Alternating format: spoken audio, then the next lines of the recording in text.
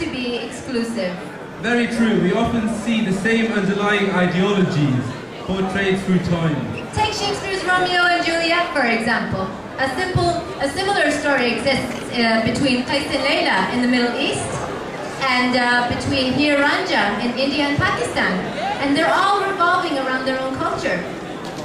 I wonder what happens with Mauritius. Not very romantic, I guess. Anyway, next up is the Kazakh Society performing their very own version of a love story. Welcome on stage, the Kazakh Society!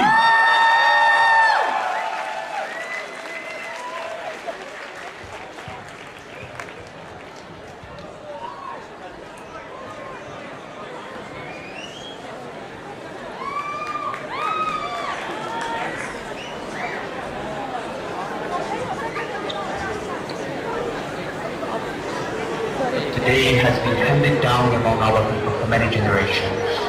Everything started in the family of the rich and noble but childless man Bazarbai. A long-awaited son Telegin was born.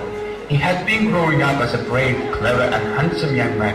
When he was 17, it was time for him to marry. He traveled to faraway land to find a bride, but he fancied no one. Once he heard about a girl named Kuzhebek living in the Jaipur riverside, beauty of whom was incompatible. He decided to visit this place to see her beauty himself. Those years were hard for Kazakhs. Constant invasions of enemy tribes of the Kalmyks forced people to live in a state of permanent war. Nevertheless, even during the war, Kazakhs lived as they did before being nomads, moving from one place to another, celebrating New Year and new life. Telegin with his father arrived at the celebration of Nowruz, New Year at Kuzhebek's community. This festival of spring and renewal is celebrated on the equinox every spring.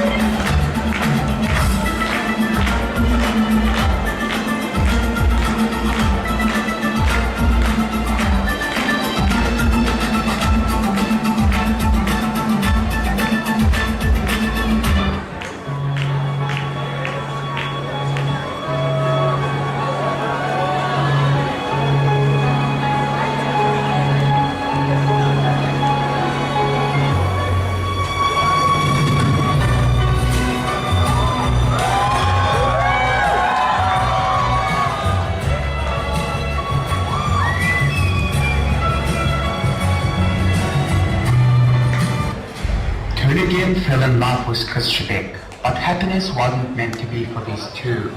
Long time ago, the forefathers of Bazarbai and Saralbai couldn't share a land.